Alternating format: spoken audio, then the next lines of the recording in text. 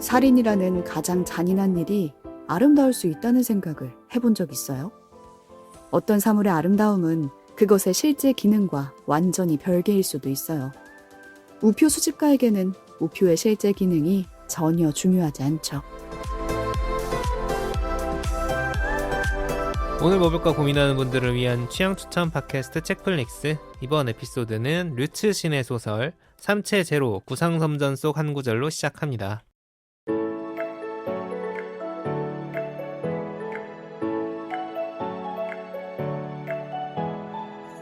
안녕하세요, 덕PD입니다. 오늘도 책플릭스 함께 만드는 두 분 나와 계세요. 안녕하세요. 오지랖 넓은 오지입니다. 안녕하세요. 새해에도 이것저것 찾아보는 본입니다. 오늘도 책딘 없습니다. 책디는 책디는 육아 중. 애를 잘 키우고 있습니다, 여러분. 이거 소식을 전해드린 적 없죠? 출산했다는 소식은 전해드린 적 없는데 그렇구나. 멀쩡하게 육아 잘하고 있는 책디한테 굳이 오프닝을 받아왔다. 속으셨겠는데요? 돌아왔나 보다. 항상 함께하고 있다는 그런 그렇죠. 의미죠. 안 듣고 있지만 오프닝을 함께 했고, 지금 너무 추운데 너무 추워요. 오프닝 내용도 약간 섬뜩하지 않나요? 그러니까요. 첫 문장부터가 무슨 사이코패스, 소시오패스 컨셉에 취해 있는 그런 캐릭터? 클리셰 같은. 네, 그런 느낌이에요. 저는 근데 그 앞에 문장보다 뒤에 부분, 실제 기능과 아름다움이 별개일 수 있다라는 게 좀 더 꽂히는 것 같아요. 실제로 우리가 아름다움 때문에 실제 기능을 놓치거나 반대로 실용적인 기능 때문에 맞아. 그 안에 아름다움을 놓치거나 이렇게 착각할 때가 되게 많아서 좀 잘 구별해야겠다는 생각이 좀 들더라고요. 잔인함 속에도 아름다움이 있을 수 있다. 약간 맞아요. 이 윤리와 미학의 문제. 그러니까 소위 밀리터리 덕후들 생각을 좀 해봤는데, 그러니까 소위 이제 무기를 되게 좋아하잖아요. 근데 이제 그 사람들은 아마도 아름다움이라기보다는 약간 성능에 뭔가 그런 꽂히는 그런 게 있지 기계가 않을까. 작동하는 것 자체에서 쾌감을 느끼는. 그죠. 그리고 거기서 일종의 근데 아름다움을 발견할 수도 있는 것 같아요. 이제 여러 가지 의미에서 아름다움을 생각해 볼 수 있다라는 건데, 이게 이제 제가 오늘 소개할 구상섬전 소설의 주요 캐릭터 중 한 명의 대사입니다. 대체 어떤 맥락인지는 잠시 후에 또 자세히 소개를 해드리겠고, 작년에 이제 블로그나 SNS에 책플릭스 언급해 주신 분들 상당수가 3체 에피소드를 많이 들으신 것 같더라고요. 너무 기니까. 근데 대신, 되게 영업이 잘 된 것 같은 게 대신 관심이 생겼다. 이런 표현이 그치. 되게 많았던 것 같아요. 그러니까 삼체 홍보대 행사는 우리에게 연락을 연락하라. 해라. 근데 몇 달 전에 삼체 류처신 작가가 쓴 이 작품 구상섬전이 한국에 출간이 됐습니다. 근데 이 책에는 삼체의 시옷도 안 나와요, 정말. 근데 이제 풀 제목이 오피셜 제목이 삼체 제로? 잖아요. 0인지 그쵸? 제로인지 모르겠지만 사기입니다. 저는 이게 프리퀄인 줄 알았는데 아니었다는. 네, 전혀 아니에요. 뭔가 근데 지자의 과거 이야기 이런 게 나올 줄 알았는데. 없어. 근데 아예 관련 없는 것도 아닌 게, 일단 이 과학적 세계관을 공유합니다. 그러니까 삼체에도 나오는 얘기가 나오고, 또 이 작품의 주인공급 인물이 3명인데 한 명이 삼체 2부에 꽤 비중 있는 캐릭터로 등장을 해요. 그래가지고 이제 출판사에서 잘 포장을 해서, 그런데 리뷰 찾아보면은 낚였다, 속았다, 출판사 너무한다라는 리뷰도 있습니다, 물론. 근데 제 생각에는 잘 만들어 놓은 세계관이 하나 있으면 장사 미천이 끝도 없이 끝도 나오는구나, 없죠. 이 생각이 드네요. 그렇습니다. 근데 오늘 덕PD가 그래도 삼체 본편들과 좀 연관성을 알려주면서 설명을 해주시겠죠? 네. 근데 이제 어쨌든 삼체라는 이름으로 달고 나왔고, 저는 이제 삼체를 되게 재밌게 봤기 때문에 네. 좀 반갑기도 해서 찾아봤거든요. 네. 근데 이걸 읽으니까 이 작품 자체로 너무 재밌어. 그렇기 때문에 오늘 소개를 해보도록 하겠습니다. 한 줄 요약. 양자역학이 이렇게 로맨틱할 수 있을까? 오, 양자역학의 아름다움. 그렇습니다. 벌써 약간 본인이 정신 살짝 차려. 한 발짝 멀어졌어 지금. 저 지금 한 벌써 발짝 알러지 다가갔다 반응이 지금 오는데. 두 발짝 멀어질 근데 뻔. 저는 구상섬전이라는 말이 무슨 말인지도 잘 그것부터 감이 좀 안 와요. 풀고 가야 먼저 드릴까요? 네. 볼 라이트닝. 그러니까 구형으로 된 번개죠. 공처럼 생긴 번개인데 이제 바로 나오니까 설명 시작해 보겠습니다.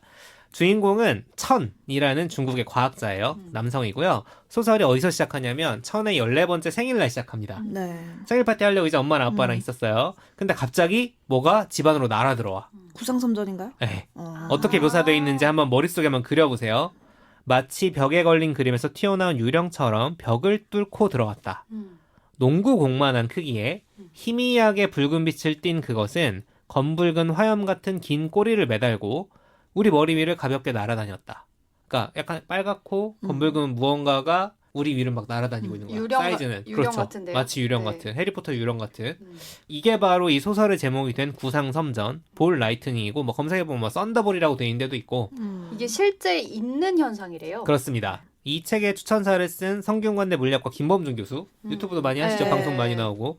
실제로 존재하는 현상입니다. 관측된 결과들을 조금 정리를 해보면은 평균 지름이 한 20cm 정도 된 둥근 공모습이라고 하고 주로 번개가 칠 때 발생하는 경우가 많고 노란색이나 빨간색에 가까운 색을 띠면서 상당히 밝기 때문에 낮인 경우에는 대낮에도 맨눈으로 볼 수 있대요.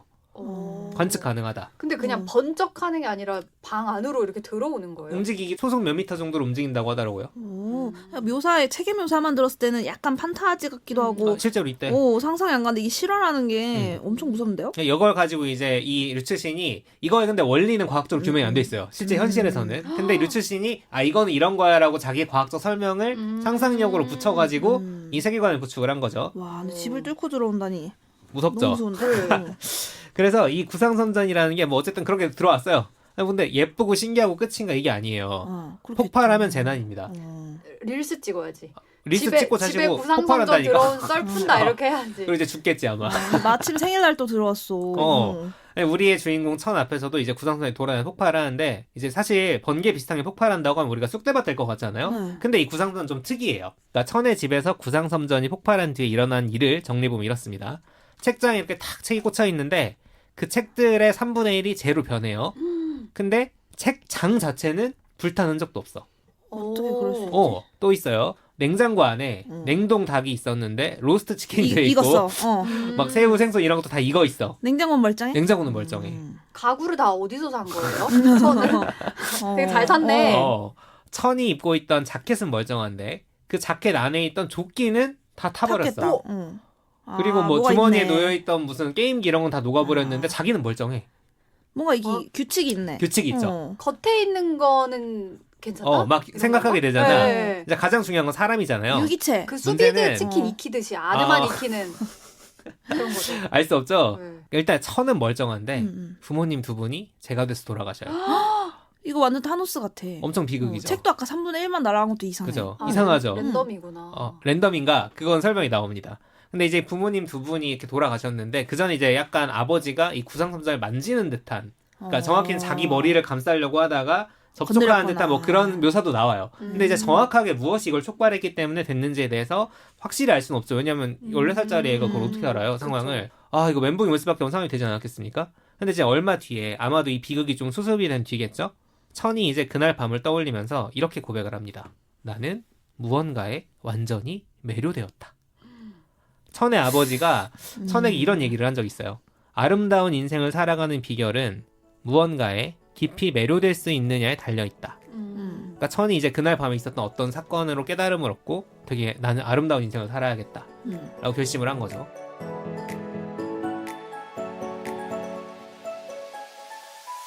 천이 매료된 건 뭐였을까요?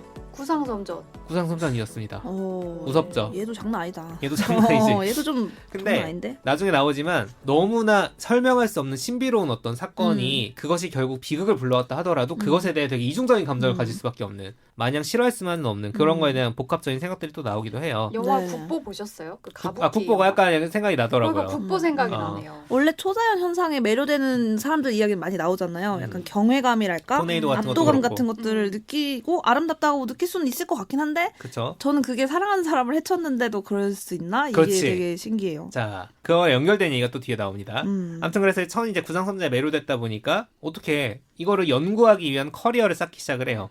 근데 이게 상업적으로 돈이 된 연구는 아닐 것 같잖아. 이거 어디다 쓰겠어? 돈 왠지 될 수도? 그래? 그러니까 무작위로 나타나는데 너무 적게 발생한 현상인 거야. 뭐 그렇구나. 반도체 만들 수 있는 그치. 기술도 뚝딱도 아니고. 할수 있는 것도 아니고. 그렇구나. 근데 어디다 써먹을 수 있을 것 같아? 마술. 암살. 암살?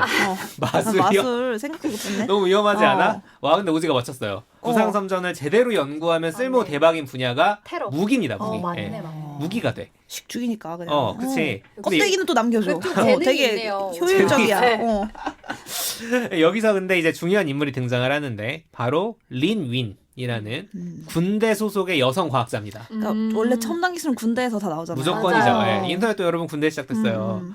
학자로서 린이는 굉장히 탁월하고 외모도 되게 매력적으로 나오고 심지어 여기는 금수저예요. 아빠가 몇 성 장군이야. 아. 중국에서. 엄청나겠죠? 천이 이제 여차저차한 과정들을 거쳐가지고 린윈이라는 인물과 함께 무기로서의 구상선전을 연구하기 시작을 합니다. 오. 물론 천은 꺼려해요. 자기가 어머니 아버지가 이것 때문에 돌아가셨는데 그러니까 자기는 과학자로서 이 현상을 연구하고 이걸 재난을 막아야겠다 약간 이런 게 있는데 이걸 연구하려면 군이랑 손을 잡을 수밖에 없는 그렇네. 그렇죠. 그 딜레마가 있는 거죠. 그러니까 천이 이제 린윈과 가까워지고 연구를 함께하는 과정에서 린윈을 좋아하게 됩니다. 천이 린윈을요? 린윈은 근데 약혼자가 있어. 아. 안타깝게도. 근데 이제 막 천이 이제 린윈을 좋아하는 것들이 막 이런 식으로 묘사가 돼요. 린윈이 뿌리는 향수가 비겐디의 되게 쌉싸름한 풀향이다. 근데 막 비누향이 났다 그거잖아 거의 그 근데 얘기에서. 비누향 같은 그게 아니라 비누향이 달콤하지 났다. 않고 약간 쌉쌀한 풀향이다 뭐 이런 거라든가 이거를 막 되게 상쾌하게 생각하면서도 뭔가 사라질 것 같은 그 향을 맡아 집중하는 약간 이런 디테일한 그 그러니까 천이가 사랑에 빠진 조금, 사람의 묘사. 로맨스가 있네. 보통 사람은 아니에요. 천이. 독상 그리고 약간 되게 일반적으로 매력적인 사람으로 나와요. 린이는. 이제 아까 린이 근데 약혼자가 있다 그랬잖아요. 그러니까 과연 이 로맨스가 가능할 것인가 생각이 드는데 두 사람 사이에 좀 연결되는 공통점이 있어요. 천이 어렸을 때 그 자기 어렸을 때 경험 때문에 구상섬전이라는 현상에 매료돼서 연구를 시작했다고 했잖아요. 구상섬전은 그 자체로 엄청나게 위험한 현상이고 부모님을 잃었는데 그걸 연구하는 길을 택할 수밖에 없는 어떻게 보면은 붙잡힌 삶 같은 거잖아요. 린윈에게도 그런 게 있습니다. 오. 그게 뭐냐면 바로 무기예요. 린윈이 무기 덕후야. 찐 무기 덕후. 밀덕. 어떤 식이냐면 자동차에 막 키링처럼 약간 배나무로 된 뭐가 있으면은 내가 이제 조수석에 앉았어. 처음 앉았어. 그러면은 궁금하잖아. 네. 그러니까 만지려고 하는데 그거 만지면 안 된다. 무기야? 라고 하는데 초소형 지뢰야. 아씨. 베트남 전때 사용됐던 뭐 어쩌고 저쩌고라 막 이런 거 지뢰 하면서 그리고 막 브로치처럼 작게 옷에 뭘 달고 있는데 이게 알고 보니까 금속도 썰 수 있는 소재로 만들어진 킹스맨 같이. 뭐 이런 거야. 그래서 오늘 오프닝의 대사를 누가 한 거냐면 린윈이 한 거예요. 거예요. 네, 천이 아닙니다. 진짜 무기 덕후였구나. 린윈은 그 약간 아가사 크리스티처럼 추리 소설 작가가 되면 잘할 것 같아요. 그러니까 아름다운 작품성 있는 살인 이런 거에 매료되어 있어요. 그럴 수도 있지만 네. 어쨌든 여기는 군대에서 무기를 개발하는 군대 차원의 스케일에서 무기를 개발하는 적성을 사람이에요. 잘 찾았네. 근데 가족들은 되게 흐뭇할 것 같아요. 우리 자녀가 어, 무기에 재능이 있다. 헌신해가지고 재능인 근데 것 같고. 사실 심리적으로 약간 저렇게까지 무기에 집착하면 걱정은 되지. 나는 오히려 불리할 것 같은데. 린윈의 아버지는 걱정을 되게 많이 해요. 그러니까 린윈이 왜 이렇게 무기 덕후가 됐냐면 아버지가 엘리트 군인이었고 어렸을 때부터 린윈은 당연히 군부대에서 자랐겠죠. 근데 이게 나는 여기가 솔직히 말이 안 된다고 생각했는데 너무 이제 그 군에서 자라고 얘가 심심하고 하니까 무기를 다루게 해줬다 약간 이런 그게 있어요. 그래 한번 만져봐 하고 시작했겠지. 근데 너무 재능이 있는 거야. 엔간한 병사들보다 뭐 청소년 기운 총도 훨씬 잘 쏘고 뭐 이런 식이 나와요. 조립도 잘하고 막 웃긴데? 청소도 잘하고. 그래서 얘가 이 길로 가나 했는데 이 신형 무기를 개발하는 것도 젊었을 때부터 천부적인 재능을 발휘를 하는 거야. 저도 어릴 적부터 무기에 재능이 있었고. 그래서 군 소속의 과학자가 된 거예요. 동시에 근데 린윈에게도 천과 비슷한 과거의 비극이 있습니다. 바로 어머니가 전장에서 신형 무기에 의해 살해당해요.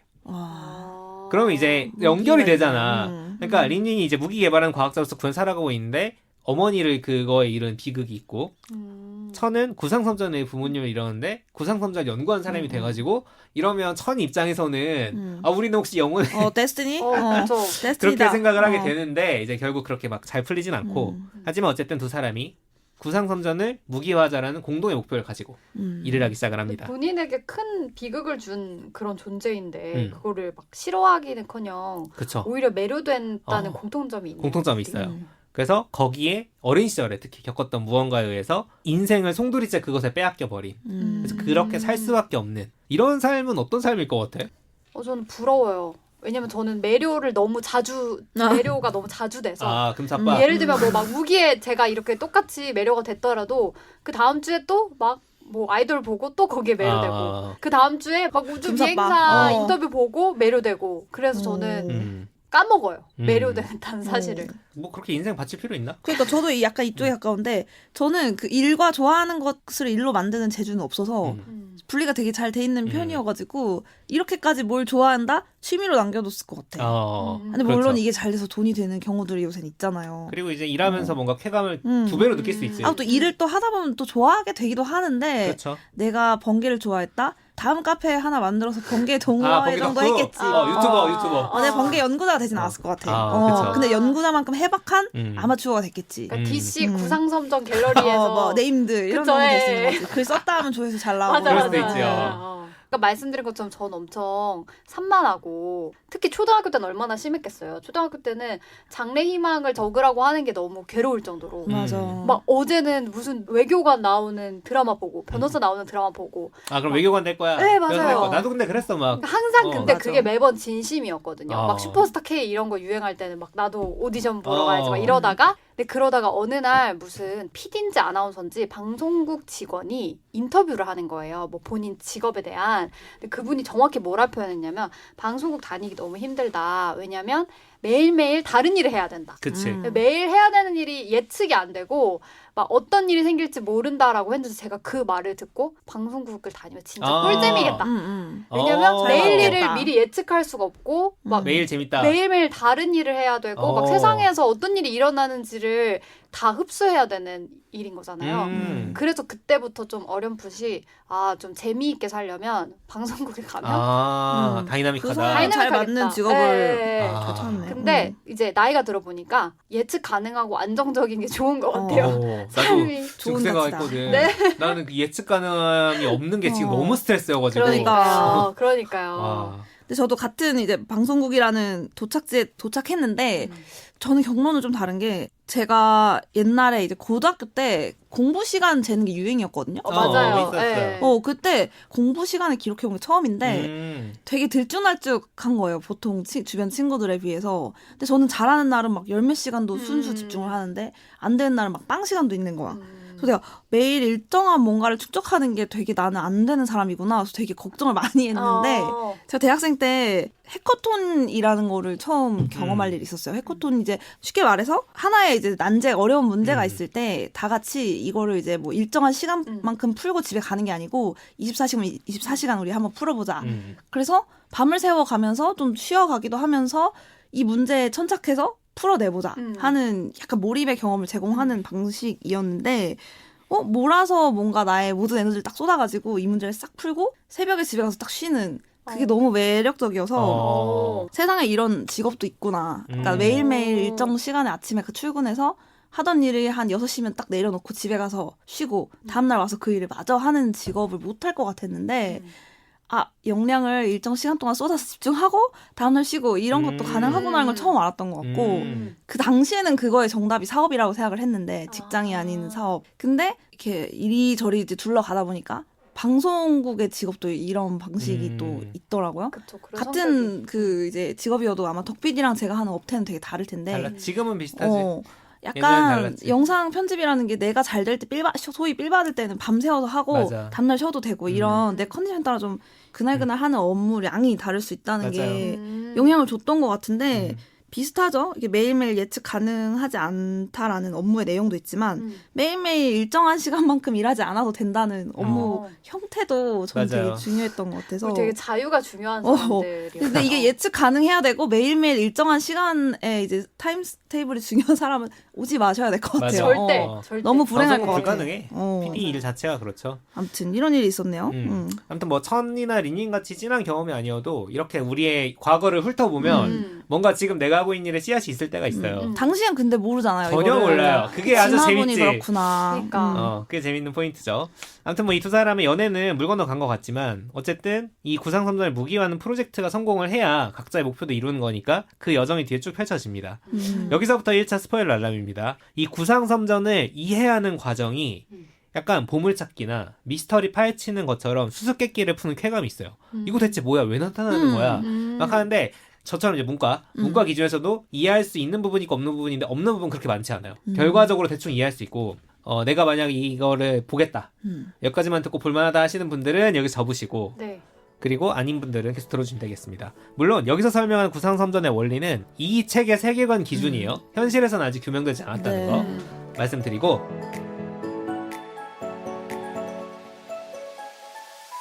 자, 아까 이제 천의 14살 생일 때 있었던 일을 토대로 이 특징을 좀 정리를 해볼게요. 어떤 공간에 갑자기 나타나고 폭발을 하는데 아주 선택적으로 뭔가를 태워버렸죠. 첫 번째 특징, 어떤 공간에 갑자기 나타난다. 그래가지고 야 이거 어디냐 어떻게 만드냐 가지고 막 엄청나게 처음에 막 고민을 하고 막 이거 옛날에 연구했던 사람들 찾아가고 난리도 아니에요. 근데 결과적으로 알게 된 건 뭐냐면은 구상섬전은 만들어지는 게 아니야. 예를 들면 우리가 구름을 네. 만들고 싶어요. 그러면 지금 그 구름 씨앗이 만들 수 있잖아요. 있잖아요. 그래서 이제 수분을 연결시켜가지고 만드는 방법이 있는데 구상섬전은 그게 아니라 원래 자연계에 이미 존재하고 있다. 근데 비활성 상태로. 화산처럼. 이게 처음에 이것까지 가는데 한 100페이지 걸리는데 뭔가 여정을 통해서 이게 비 올 때 내려오는 번개도 아니네. 그치 그것도 아니에요. 원래 있는데 근데 그게 비활성 상태이기 때문에 특정 조건이 되면은 활성화되는 거예요. 그래서 구상섬전은 발견된다라는 표현을 합니다. 그러니까 거꾸로 말하면 만약에 사실이라면 이 녹음실 우리 지금 녹음한 있겠네, 여기 녹음실 그쵸. 그리고 독자분들이 지금 들으시는 공간에도 정확히는 구상섬전의 씨앗이 될 수 있는 그걸 이제 굉전자라고 하는데 그 씨앗들이 여기저기 널려 있는 거예요. 근데 그게 특정 조건을 만나면 딱 보이는 그렇죠. 거죠. 특정 조건을 만나면 조심해야겠다. 구상섬전으로서 활성화되는 겁니다. 어. 그죠? 근데 그게 전기적 자극이 주어졌을 때 주로 활성화되기 그럴 것 때문에 같아요. 주로 번개 치는 날 발생한다. 이 수수께끼가 하나 풀려요. 왜 갑자기 생기는가? 그냥 있었는데 켜진 거야. 이런 느낌인 거죠. 순간 이동을 한 게 아니라. 그렇죠. 이게 첫 번째 특징이었고 두 번째 특징은 폭발을 했는데 왜 어떤 건 멀쩡하고 어떤 건 선택적으로 타버린 이게 진짜 가장 미스터리였거든요. 이 구상섬전의 씨앗이 되는 굉전자마다 어떤 물체에 영향을 미치는지가 미리 정해져 있는 걸로 나와요. 그러니까 그 전자의 특징에 따라서 자 얘는 플라스틱에만 미쳐. 얘는 뭐 전자칩, 얘는 생명체, 얘는 뭐 나무 이런 식으로 정해져 있는 게 있어서 약간 이거 채집을 해야 그러니까 나눠가지고 해야 되는 거야. 근데 아까는 한 개의 구상섬전이었는데 엄청 랜덤했잖아요. 그죠. 사람도 되고 그죠. 책도 되고. 근데 그래서- 사람도 왜 3명 있는데 2명만 네. 죽었지? 그거는 어떻게 나중에 설명이 안 맞았나? 되냐면은 혈액형인가? 혈액형? 본인 아버지 자체가 그거를 자극했잖아. 그러니까 아버지 어머니가 붙어 있었거든. 이제 그런 식으로 설명이 돼요. 그래서 원래는 그러니까 연구에 따라서 이제 무기화되는 과정에서 구상섬전의 특징은 특정하게 정밀 타격이 가능하다. 이 전자의 그렇네. 씨앗에 따라서 그렇게 설정이 됩니다. 그러면은 아까 오지가 말한 것처럼 이 구상섬전이 무기가 된다면은 어마어마한 전략이 가능해요. 너무 좋지. 탱크 속에 있는 사람도 때릴 수 있고. 그렇죠. 땅 속에 있는 사람도 때릴 수 그렇죠. 있고. 지금 사람 생각했지. 사람은 멀쩡한데 컴퓨터만 무력화시킬 수도 있는 거야. 나 또 사람만 또 바보 같네. 근데 거꾸로도 마찬가지예요. 어. 다른 건 멀쩡한데 사람만 잡을 수도 있어요. 그렇네. 그러니까 지금도 컴퓨터만 때릴 수도 사실 있구나. EMP라고 비슷한 거 있어요. 전자기기만 무력화시키는 폭탄 같은 게 있거든요. 이 선택성 같은 게 발생한다라는 게 여기서 이제 또 근데 무기 개발에 관한 윤리적 고민이 있는 거예요. 천은 나 무기 개발 사람 죽이는 거 못하겠다라고 하는데 어떻게 설득을 하냐? 사람을 안 죽이면서 적을 무력화시킬 수 있으면 되는 거 아니야? 오히려 그게 착한 양분이네. 무기 아니야? 오히려 피해가 줄어드는 거잖아. 인류평을 기할 수 있어. 어. 라는 식으로 설득도 가능한 거예요. 그리고 실제로 이 작품에서는 이 구상섬전의 무기화에 성공을 하고요. 사람만 죽는 경우. 사람은 멀쩡한데 다른 물체만 파괴된 경우가 모두 나옵니다. 그걸 다 활성화시키는 그거를 방법을 개발한 개발해요. 거예요? 그 개발 과정 되게 재밌어요. 막 처음에 어떻게 이걸 발견하냐 그 막 해서 오. 이게 막 과학을 몰라도 되게 그 원래 수수께끼 푸는 거 재밌잖아요. 이거 뭘까 하면서 그거를 이제 천과 린이 모두 겪습니다. 대단하다. 근데 사람만 죽는 경우도 나온다고 했잖아요. 네. 그러니까 천이 이제 그 이후에 나는 진짜로 무기는 못 만들겠다. 라고 하면서 프로젝트를 그만두고 나옵니다. 이것도 챕터가 상중하로 돼 있는데 아마 중에서 나왔던 것 같아요. 그런데 이제 어느 날 천이 이제 프로젝트를 떠나고 이제 그들과 빠이빠이 하고 자기 갈 길 가고 있어요. 대기과학자였거든. 대기과학자로서 뭘 또 개발했는데 나는 평화로운 연구를 위해 개발했는데 이게 또 미국에서 갖다가 무기로 쓰는 거야. 그래서 막 좌절하고 이거 뭐 결국 안 되나 보다 과학은 뭐 이런 생각 하고 있는 와중에 어느 날 갑자기 천의 스마트폰이 맛이 가버려요. 근데 천의 폰만 맛이 간 게 아니라 마을 전체가 막 난리가 나 있는 거야. 누가 무조건 구상섬전이다. 썼네. 근데 나중에 알고 보니까 마을 수준을 넘어서 중국 영토의 30%에 해당하는 데에서 이게 다 날아가 버린 거예요. 기지국에 테러 당한 거 아니야? 근데 억울. 왜? 나 민간인인데 내 핸드폰 그치, 테러 그치. 당하면 너무 억울한데. 억울하죠. 사줄 것도 아니고. 근데 이거 아까 말한 것처럼 두 사람처럼 천은 이거 구상섬전이랑 뭔가 관련된 일이 벌어졌다는 걸 알 거 아니에요. 자기 내막은 모르지만. 근데 이제 이때 누군가 찾아옵니다. 린린과 천과 함께 이제 3인방인데 이 구상섬전의 핵심 인물이 딩이라는 과학자가 천을 찾아와요. 이 사람이 3체 2부에 나와요. 되게 중요한 인물로 나오거든요. 웨이시 엄마 이러면서 찾아갔고. 찾아왔어. 야, 너 궁금하지 하면서 이렇게 와가지고 자초지종을 들려주는데 이제 천이 이제 프로젝트를 떠난 뒤 일을 간단히 요약을 해드리면은 구상섬전에 무기화는 성공을 했어요. 근데 얘도 이제 무기를 개발하는 과정에서 보면은 어떤 무기든지 간에 약점이 있잖아요.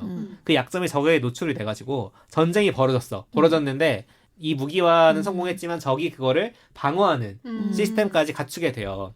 근데 연구팀이 이 구상섬전이랑 비슷한데 더 센 걸 발견해. 더 센 게 있어? 더 센 게 어떻게 있냐면은 구상섬전처럼 선택적으로 뭔가를 파괴해낼 수 있는데 그 범위나 위력이 훨씬 강한 거야. 훨씬 강하고 다만 이게 너무 세다 보니까 이거를 활성화를 시키면은 반경 한 200m는 날아가. 그러니까 구상탐자는 그 안에서도 선택적으로 할 수 있었는데 이거는 좀 더 이제 폭탄에 가까운 무기가 되는 거죠. 그래서 스마트폰 다 날라갔구나. 그렇죠. 그래서 이 가능성을 근데 본 무기 덕후 린윈 입장에서는 이거 어떻게 하겠어? 내가 린윈이야. 이런 무기를 만들 수 있어요 우리가 라고 하면은 어떻게 하겠어? 너무 꿀이다. 개발해야 될 거 아니야 네. 당연히. 개발을 막 하고 있는데 제가 다 설명 못 드린 어찌저찌한 여러 가지 사정들과 이게 약간 인류 차원에서 너무 위험한 무기다라는 그러니까. 여러 가지 판단과 더해져서 린윈의 아버지조차도 야 안 돼. 그 무기 개발 중단하고 린윈 너 선 넘었다. 철수해라 라고 명령을 합니다. 근데 여러분이 린윈 입장에 생각해보세요. 내가 이거를 평생 해. 코앞에 다 왔는데 어. 포기하기 좀 아까울 수도 있지. 그럼 어떻게 할 것 같아? 그럼 나 미국으로 탈주? 망명한다. 미국 정부에- 나는 마음 심성이 여려서 그냥 포기해. 아 그래? 린윈은 무기를 점거합니다. 와 그럴 것 같았어. 점거하고 시위 벌이다가 그러니까 시위할 것 같았어. 작동시켜버려요. 에이씨.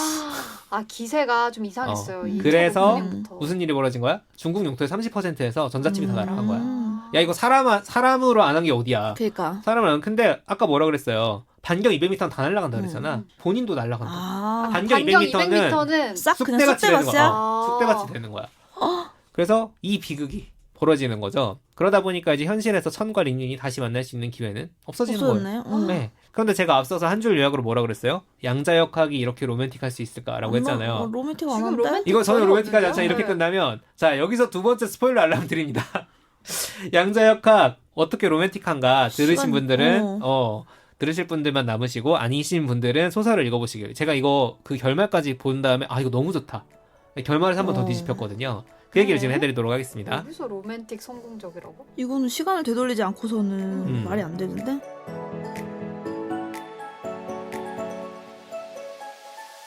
자, 그 결말을 로맨틱 얘기하기 앞서서 스포일러 알람 한 김에 짧게 퀴즈 하나 드릴게요. 3체 본편 좋아하셨던 분들이 또 좋아할 만한 질문일 수 있어요. 전쟁 중이었잖아. 전쟁 중이었는데 갑자기 중국 국토에서 30%의 스마트폰이랑 전자기기가 다 날아가 버렸어. 네. 그럼 적국은 어떻게 했을 것 같아? 쾌재를 불렀지. 그럼 이때 막 쳐들어오자. 그죠? 했겠죠. 지금이지. 전쟁을 멈추고 철수합니다. 왜? 당장은 중국에 엄청난 아. 타격이지. 근데 얘네가 무슨 기술을 가지고 있는지 적이 이해를 한 거야. 그 무서웠구나. 쟤네가 이렇게 광범위하게 전자칩을 태워버릴 기술이 있네? 근데 이거 그렇다. 그럼 어떻게 되냐면 전쟁 계속하잖아? 그러면 사람을 죽이지 않아도 졸지에 그치, 농경사회 되는 거야. 그렇지. 인류 전체가 농경사회로 돌아가는 거예요. 그래서 약간 3체에서 너 죽고 나 죽자는 식으로 네. 협박하는 거 나오잖아요. 어. 그런 우주사회가 어쩌고의 느낌이 전작인 여기에서도 이미 있었던 거죠. 그래서 오 전쟁이 끝나버렸어. 그래가지고 날라가요. 자 그리고 이제 로맨틱한 결말 얘기해보겠습니다.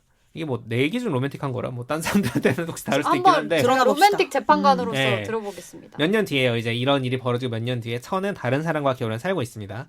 그런데 이제 새벽까지 일을 하다가 갑자기 쌉싸름한 향이 내 코끝을 스쳐. 난 소름 돋았는데 무서운데? 그죠? 이건 귀신 영화 같은데? 막 설명을 해. 폭우가 그치고 맑게 갠 초원 같은 느낌. 이거 린닌 처음에 나와서 네. 향수 얘기할 때 딱 그거예요. 근데 이 향기를 잘 맡으려고 의식을 하면은 사라져. 그리고 의식을 버리고 약간 다른 일 하는 것처럼 할 때는 은은하게 또 나오는 거야. 그 시민성이라서 그래요. 내가 착각을 하는 거야. 너무 많이 신념을. 그리워서. 그렇지. 어. 자, 그리고 또 무슨 일이 벌어지냐. 책상에 이제 빈 화병이 하나 있었는데 거기 갑자기 파란색 장미꽃이 딱 나타나. 이거 내가 착각을 일으키는 거야. 이거 공포 영화인데? 공포 영화죠. 근데 그걸 또 딱 제대로 보고 하고 보니까 장미가 사라져. 없어. 근데 그 장미에 대한 묘사도 굉장히 린닌에 대해서 묘사하는 거랑 똑같이 나와요. 근데 좀 쉬어야 될 것 같아. 그렇죠. 야근이 이렇게 무서운 거야. 그렇죠. 천이 드디어 바로로 헛것을 느끼기 시작했어. 그렇죠. 저는 이렇게 생각을 해요. 나는 그 장미가 거기 있다는 걸 알고 있었다. 그러니까 이게 대체 뭔 일이냐? 이 결말이 왜 둘은 약간 그 병으로 접근을 하지만 저는 스릴러 처음에 이제 심령물 나도 귀신. 심령물 같은 느낌인가 했는데 이게 왜 로맨스냐? 이게 이제 양자역학으로 가는 겁니다. 양자역학의 원리 중 하나가 진짜 단순하게 얘기하면 어떤 사건은 일어날 수도 있고 안 일어날 수도 있다. 그렇죠. 그래서 슈레딩거의 고양이라는 관측을 이유가 해야만 알 수 있다. 현실. 그렇죠. 존재하게 네, 되는. 그런 게 있죠. 상자 안에 고양이 있고 독곡물이 있는데 그걸 열어보기 전까지 이 고양이 산 거냐 죽은 거냐 이게 슈레딩거의 고양이잖아요. 제가 이번에 알아보면서 알게 된 사실인데 이거는 양자역학을 설명하기 위해 만든 비유가 아니라 양자역학을 비꼬려고 만든 비유래요. 야 죽었겠지 살았겠냐 이런 얘기야. 근데 이게 양자역학의 상징이 돼버린 거야. 죽었을 수도 있고 안 죽을 수도 있는 그 상태로 존재한다는 게. 아무튼 그 연장선상에서 3체까지 이어지는 그러니까 3체가 세계관을 공유한다 그랬잖아요. 이 류츠신의 세계관에는 양자 유령이라는 개념이 있습니다. 이거는 계속 나와요. 앞에서부터 그냥 막 갑자기 이 마지막을 위해 만든 게 아니라 앞에 구상선전을 설명할 때도 나와요. 아까 보니까 관측자 얘기를 했는데 그 구상선전 무기화하는 과정에서 얘네를 막 모아가지고 어떻게 쏘는 것까지는 할 수 있겠는데 이게 적중률이 너무 낮은 거야. 네. 자기 마음대로 움직여. 근데 관측자가 그걸 정확하게 바라보고 있으면 타겟에 가서 맞습니다. 아, 믿음의 영역인데 이거. 약간 종교와 믿음의 영역도 들어. 근데 그게 과학으로 나와. 왜냐면 아무도 안 보고 있으면 안 맞고 그리고 누군가 보고 있으면 무조건 구상선전은 특징이 누가 보고 있어야 보고 잘하는 있어야 돼. 거예요? 무조건 보고 있어야만 되는 무기라는 문제가 있어요. 아무도 안 보고 있을 때는 일을 잘 못하고 그쵸. 보고 있을 때는 일을 잘한다고요? 그렇죠. 사람인가? 굉장히 사람 인간적이야. 네, 진짜. 아무튼 그렇습니다. 아무튼 이 양자 유령이라는 게 있는데 이 양자 유령의 개념을 제가 간단히 설명을 드리면 이제 우리가 막 평행우주 이런 건 많이 들어봤잖아요. 에이브리띵 에이브리웨어 올더스 같은. 근데 그런 게 아니라 중첩돼 있는 우주. 우주의 차원이 되게 여러 가지로 구성이 돼 있고 우리가 경험하는 이 우주의 차원에서 소멸된 존재가 다른 차원의 같은 우주에는 존재할 수 있다. 라는 게 이제 양자 유령이라는 개념이에요. 그래서 삼체 본편 2부에 보면은 면벽자 프로젝트 저번에 설명드렸잖아요. 지구를 어떻게 구해볼까. 어떤 사람의 목표 중에 하나가 양자 유령 군대를 만들겠다. 그거 중에 하나였던 거야. 그래서 싸워보자. 다른 우주에 있는 다른 우주에. 그래서 존재로. 걔들은 삼체를 이길 수 있지 않겠냐. 이 우주의 차원에 없어진 존재가 다른 차원에 존재할 수 있다. 근데 나타나도 돼? 내 우주에? 그치? 이미 죽었는데? 자, 이제 소설 구상선전에서 이게 어떤 식으로 활용이 되냐. 제가 일부러 앞에서 빼고 얘기를 안 했는데 이 구상선전에 의해 희생된 사람들은 자꾸 이 심령현상처럼 양자 유령 상태로 나타나게 돼요. 왜 그렇지? 또 소름 돋아. 구상선전 또 클럽 같은 게 신명물이야. 있는 거예요? 피해자 모임. 네, 피해자 모임. 이게 앞에 기이한 현상이라는 식으로 이제 조금씩 나오는데 천의 엄마 아빠가 14살 때 돌아가시잖아요. 엄마 아빠도 나타나야 되는 거 아니야? 천이 대학생일 때 집에 돌아가 보니까 최근에 사람이 다녀간 흔적이 있어. 근데 아버지가 취미가 수채화였는데 그림 그려져 있어. 그림이 그려져 있는데 그 그림은 14살 때 없던 거야. 촉촉해. 근데 이게 그러니까 막 혹시 없던 풍경을 그렸어. 일종의 어떤 정치적인 거에 대한 비유일까요? 뭐 그것도 이런 있을 수도 것들이? 있죠. 아니, 너무 소름 돋는데? 귀신 같아 여전히. 일단 귀신 같아요. 왜냐면 그 구상론 연구 과정에서도 어떤 식이냐면 과거에 죽었다고 돼 있는 과학자의 글씨로 막 문제를 푸는 힌트가 써 있어요. 무서워. 그리고 무기를 개발할 때는 사람한테 실험을 못하니까 동물한테 많이 했을 거 아니야. 네. 그래서 막 희생이 되거든요. 네. 근데 어느 날 걔들이 있던 창고 같은 데서 염소 울음소리가 아이씨. 나온다. 지금 비어있는데. 신명물이잖아요. 그래가지고 이게 중간에 나오니까 이거 뭐 심령물이야? 막 이러고 있는데 알고 보니까 이제 다 양자유령 상태로 존재하고 있었다. 그리고 그들이 어떤 조건이 됐을 때 잠깐 2차원에 등장을 하는 거죠. 꼭 933전 본체 같네. 네. 그래서 이제 아까 보니가 말한 것처럼 관측자가 있는 순간에는 존재할 수 없어요. 여기는 거꾸로. 관측자가 없어야만 나타날 수 있는 거예요. 그래서 천이 경험하고 있는 이 기이한 현상, 린민의 향수 냄새, 린린스러운 장미가 나타났다가 없어졌다는 건 뭘 보여준다? 린린은 양자유령 상태가 됐고 천과 다른 차원에 근데 같은 존재한다. 공간에 존재하고 일순 있고 없고. 천을 위한 장미를 꽃병에 갖다 꽂아 놓는 거야. 근데 의식하는 순간 이제 안 보이는 안 거야. 보이는 거야. 그러면 슬퍼. 견눈으로 봐야겠다. 슬프죠. 그리고 여기서 천이 그냥 미친 게 아니야. 아까 이제 미친 거 아니라고 했잖아. 그거를 보여주는 다른 사람도 그거를 보게 되는. 그 에피소드가 더해지면서 천이 확신을 가지게 됩니다. 린린이 양자유령. 양자유령이구나. 그 약혼자도 느꼈을까? 약혼자가 아니라 결혼했잖아요. 그래서 이거 심리적으로 좀 그래. 같이 사는 부인은 무슨 죄야 이러면서. 근데 내 남편이 불륜하고 있는 상대가 양자유령이야. 양자유령이야. 그리고 이거 완전 네이트판 그거 아니에요? 린 약혼자도 원래 있었잖아. 린윈 약혼자도 있었잖아. 거기는 그 막 그치. 잘 안 됐어요? 다행이네. 다행이랄까? 부인 입장에서 좀 그렇다. 그래. 근데 어차피 현실의 존재는 아니잖아. 정신적 양자 불륜이야. 유령과의 바람도 그 법적인 바람이냐? 그러니까. 그 기책이 될 수 있을까요? 배척사도 될 것 같아. 변호사들이 따져주면 좋겠네요. 양자 유령 오야 이거 변호사가 갑자기 이거 보고 콘텐츠를 갑자기 문과 토크 됐어. 아무튼 그렇습니다. 그래서 합의금도 이제 양자 유령 돈으로 줘. 양자유령 화폐로. 양자 상태에 있는 무언가로 줘야지. 아무튼 의식하면 없어져 돈이. 그래서 이제 지금 이제 저희가 좀 이렇게 풀었지만 제가 되게 로맨틱하다고 생각했던 천의 마지막 생각 묘사가 있거든요. 이거 근데 내가 읽으려고 하니까 못 읽겠는 거야. 왜? 눈물 나서? 약간 오글거리기도 하고 그리고 이 모든 그 감정의 맥락을 쌓아온 사람이 봐야 로맨틱해요. 그래서 여기까지 들어도 나 이거 볼만하다라고 하시는 분들 정말 꼭 읽어보실 추천합니다. 제가 작년에 읽었던 SF 중에 가장 로맨틱했어요. 아무튼 아름다운 작품이었고 꼭 근데 이게 연인 관계가 아니어도 확장을 해보면 아까 부모님도 있었잖아요. 그쵸. 내가 되게 사랑했지만 떠나보낸 존재들에 대해서 그분들은 저와 함께 있어요라고 할 때 이 마음속에 있다 이게 아니라 어쩌면 양자 유령 진짜. 상태로 정말 어딘가에 존재할 수도 있어 라는 마음을 가지고 음. 살아갈 수 있게 해줍니다. 그리고 이제 오늘 제가 당연히 다 엄청나게 생략했지만 얘도 한 400 몇 페이지 되거든요.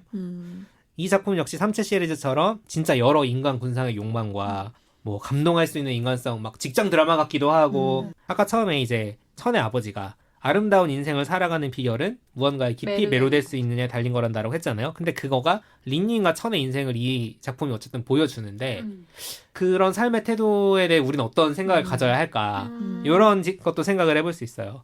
또 이제 무기와 전쟁을 둘러싼 여러 윤리적인 고민들, 요즘 지정학적으로 아주 네. 국제정세가 불안하지 않습니까? 많은 생각이 들게 해주는 작품이에요. 그래가지고 굉장히 재밌다. 읽어볼 만하다. 이건 심지어 3채처럼 2000페이지도 아니잖아요. 그러니까 3채보다 훨씬 장벽이 낮아요. 지금. 한 권 분량이야. 어. 한 권 분량이라서 한번 읽어봐야겠네. 펴보시기를 추천을 드리고 3채 유니버스가 끝이 아닙니다. 12월 20 며칠 날 3채 X 관상지주라는 3채 3부작 이후를 다룬 작품이 나왔어요. 아, 이후군요. 이거는 그냥 실제로 마케팅을- 3채 이후야. 이건 실제로 3채 그래요? 그 3부 뒤에 벌어진 이건 일이에요. 기만 아니죠? 이건 기만 아니에요. 근데 이건 뭐가 문제냐?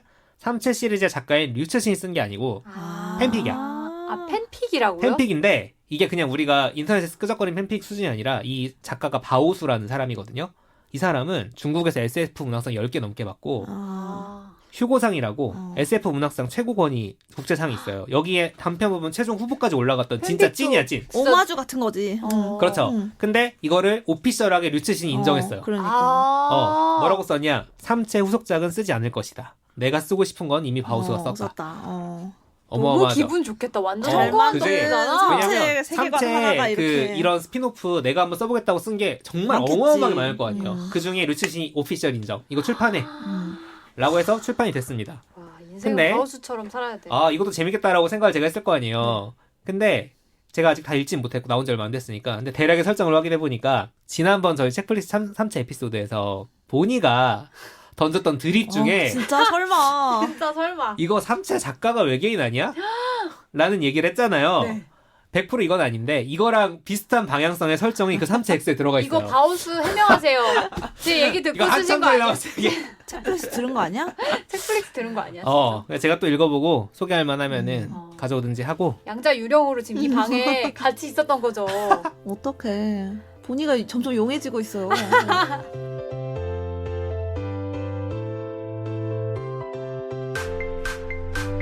오늘 뭐 볼까 고민하는 분들을 위한 취향 추천 팟캐스트 책플릭스. 지금까지 책 3채 제로 구상섬전 이야기 나눠봤습니다.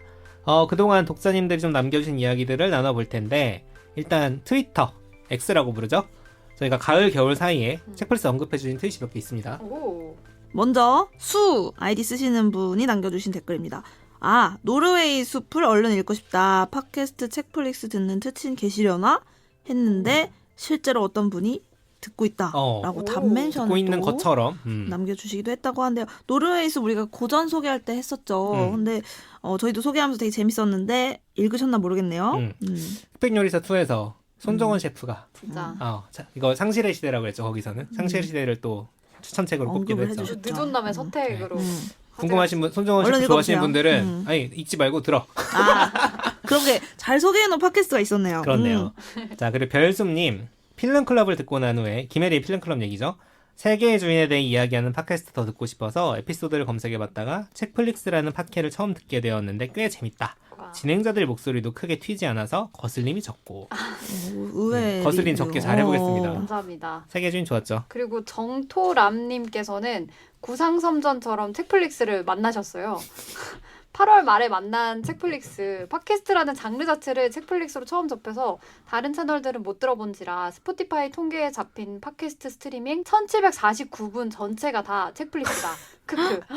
부담되는데요? 진심 이 정도면은 우리가- 구상섬전 수준이죠. 근데 80회까지 1749분이면 그렇게 길어요? 거의 3000시간 넘겠네 우리. 와. 길구나. 1화부터 듣고 있어서 3,000번. 아직 80화쯤인데 매일 듣고 있어서 내년 여름쯤이면 다 따라잡을 수 있을 것 같다라고 25년 12월 9일에 남겨주셨어요. 이거 소개되는 거 언제 들으실지 궁금하네요. 그러게요. 내년 올해 여름에 들으시려나. 진짜 평행우주에 존재하는 누군가에게 하는 말 같아요. 감사합니다. 혹시 들으시면은 답글 남겨주시면 좋을 것 같고 주시고 네. 다른 트위터리한 분들도 트윗 남겨주셔서 감사드립니다. 네. 블로그에 이제 책플릭스 언급해주신 분들도 꽤 계세요. 네, 왕왕 이제 블로그 리뷰도 저희가 살펴보는데 보보님 남겨주신 글에서는요 2025년 연말 결산을 해주셨는데 무려 베스트 팟캐스트 오. 보보님의 베스트 팟캐스트 부문에 저희가 꼽혔습니다. 네, 그래서 뭐라고 남겨주셨냐면 책플릭스 겨울 고전 특집은 다 좋았음. 하나당 5번은 넘게 들은 듯. 또 해야 되나? 오. 콘클라베 에피도 진짜 재밌게 들었다. 본인님 거의 온몸을 불사른 추리쇼가 펼쳐지기 맞아요. 때문이라고 저는 하시네요. 가끔 웃고 싶을 때 그 어. 부분만 들어요. 거의 그 얘기를 할 때는 린윈과 비슷한 마음이었어요. 아 왜요? 그러니까 아름다운 그 추리의 그 미학을 제가 좋아하거든요. 또 지금 네. 생각해도 내 추리가 더 예쁜 것 같아요. 아, 실제 결말보다. 그럴 수 있어. 그쵸? 그럴 수 있어. 그래서 관심 있으시면 네. 다시 들어보시길 어떤 추천드리고요. 세계에선 그럴 수 있어. 연두님께서는 평소에 러닝할 때 책플릭스 듣는다고 블로그에 써주시면서 조승연의 탐구 생활의 가벼운 버전 느낌으로 책, 넷플릭스, 영화 등등을 소개해준다. 이거 듣고 삼체랑 콘클라베는 진짜 내 스타일 아닌데 관심 있었지. 와, 이건 극찬이죠. 영국 그쵸. 성공. 아, 여기서 듣고 세계의 주인도 내 스타일 아닌데 지난주에 궁금해서 동기랑 영화관 가서 보셨대요. 연락을 주셔야 될 것 같아요. 마케팅 지갑을 하시는 열었잖아. 우리 걸 듣고. 너무 뿌듯하네요. 진짜. 그렇습니다.